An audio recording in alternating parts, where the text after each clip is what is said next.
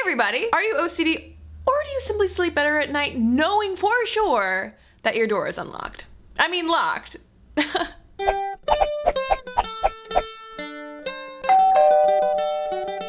This week just happens to also be OCD Awareness Week, and I have a question from someone about OCD and our tendency to trivialize these kinds of disorders and why that matters, why we should pay attention to it, why we should really understand what OCD is. So I thought this was a perfect opportunity to talk about it. A while back, Aim Colon asked, I would really love more discussion on how romanticizing and trivializing illnesses are harmful. I see this a lot and it frustrates me and was wondering what effect this has. Also, the minimizing and trivializing of illnesses, such as saying you have OCD because you like neat things. First of all, I think it's really important for us to fully understand what we're talking about. OCD, or obsessive-compulsive disorder, is obviously a disorder. It's not simply liking for all of your shoes to be, you know, all the toes lined up in one way, or how I am, where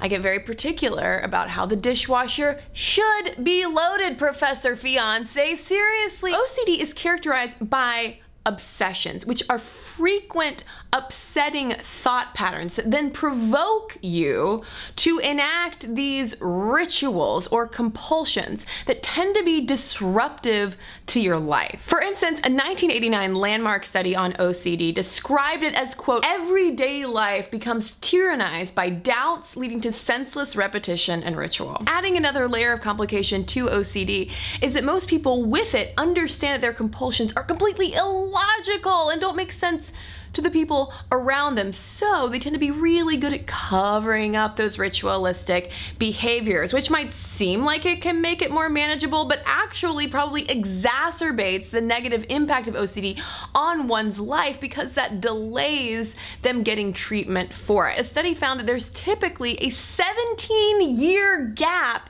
between symptoms of OCD first popping up and getting treatment for it. When it comes to treatment, guess what? Even though OCD impacts more people all around the world compared to things like schizophrenia and bipolar disorder, it receives far less funding and research attention, partially because of how we tend to marginalize it. We think a lot of times, and we portray a lot of times in pop culture, that OCD is something that just makes you kind of quirky, not something that is actually debilitating to a lot of people's lives. I'm talking 176 million people around the world. So because OCD is so often overlooked at large, in many ways it's still a mystery as to how it functions, because, and this blew my mind, brain scans of people with OCD tend to look identical to brain scans of people without it, even though there are hints of genetic underpinnings of it and neurochemical wirings that tend to exacerbate those obsessive-compulsive patterns that propel the entire cycle over and over and over again.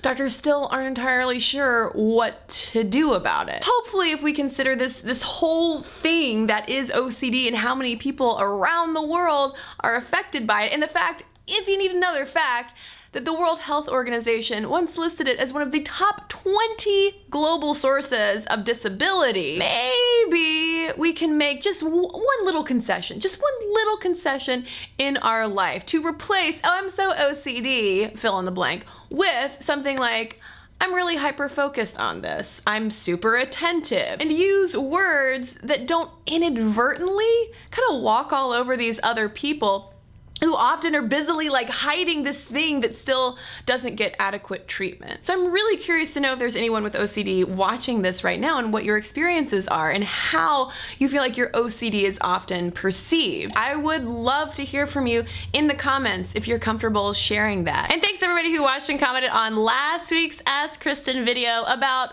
whether daughters cause divorce. Mr. Kelly Connolly commented, my husband is from China and due to sonogram failure, my in-laws thought he was going to be a girl. Immediately, my father-in-law demanded an abortion so that they could try for a son. My husband's mother refused, and my husband was in fact born a boy, so suddenly his father wanted him. My husband, because of all of this, is a strident feminist and neither have a preference for which gender we have for either of our children. Sarah Ross commented, I know that my dad definitely wanted a son, but he ended up with 2 daughters instead. Because I'm the youngest, I became his son, learning to play cricket, golf, soccer, rugby, and various other stereotypically masculine things. I wonder if it's not necessarily a desire to continue the male line, but more a desire to have things to bond over. Hey, speaking of things to bond over, awkward transition, I just wanted to give a quick update that you might be noticing fewer Stuff Mom Never Told You videos coming out each week. There's nothing wrong with your YouTube! 2 videos a week, 2 Stuff Mom Never Told You podcasts a week, and hopefully more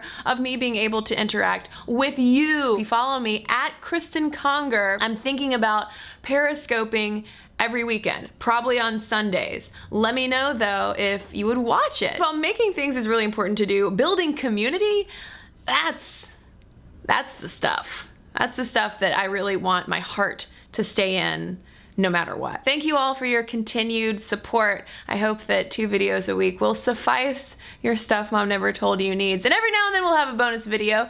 And also, let me know if you'd watch me on Periscope. All right, bye for now.